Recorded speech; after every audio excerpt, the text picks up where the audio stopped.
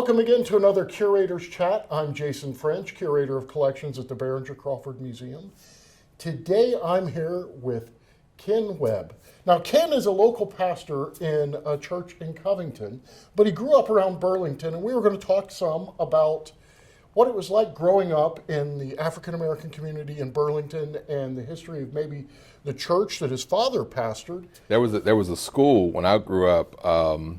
There were remnants of the school that was in the parking lot where the church was located, and I was told that school belonged to it was a colored school, so they called it then.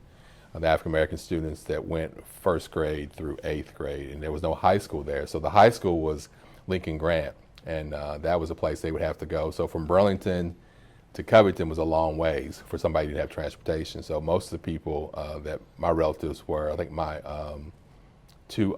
aunt and my uncle were the first ones to go to high school from my dad's side of the family, and they went to Boone County High School, and that was when it was integrated back in the early 60s. Before that, everybody just worked the farm after 8th grade. My dad had various jobs throughout northern Kentucky. He worked, of course, on the farm, 2 farms in particular. One was Dr. Spurdy's farm. They were kind of like the first of sharecroppers. And then the other piece was in Bulletsville. There was another farm that they did in Bulletsville Road going towards Rabbit Hash. And what was so interesting, my dad had these odd jobs. He was a school bus driver. He was everything you could think of as far as what to do as far as a handyman, a farmer. But then he also found the job at Brunton Elementary. Besides being a pastor and a preacher, he was there at Brunton Elementary for like 42 years.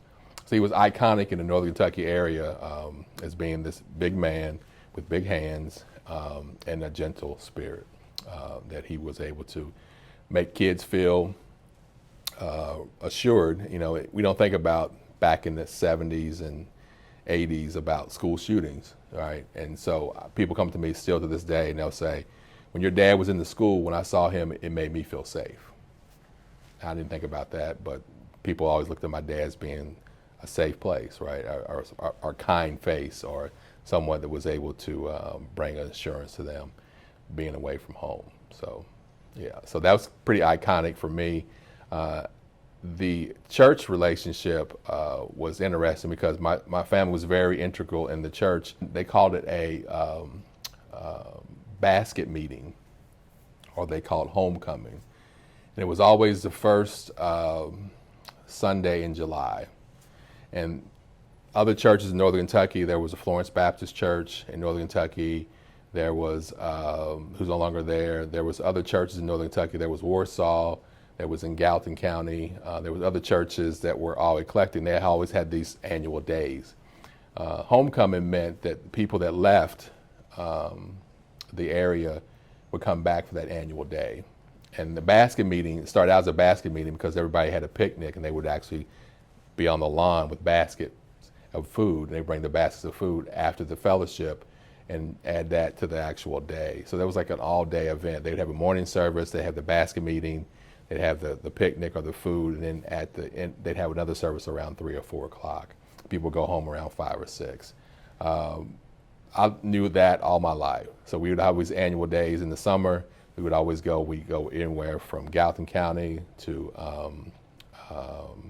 even Park Ridge, which is up towards going towards Carrollton.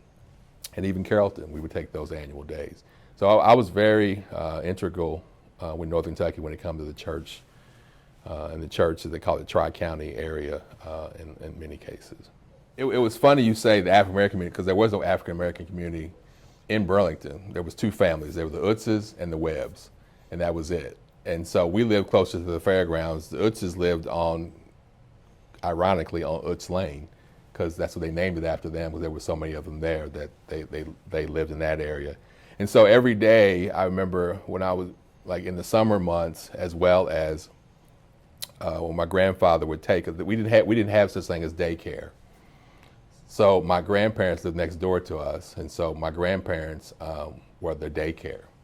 And so my cousin and I, my cousin who stayed with my grandparents, we would walk with our grandfather from our house up around, it's probably about a 1.5 mile walk from our house up past the courthouse up to the post office, come back around the Smith's grocery store, get a Barks root beer, and get a bag of Grippos. And then there would be always somebody we see along the way that would give us like a quarter.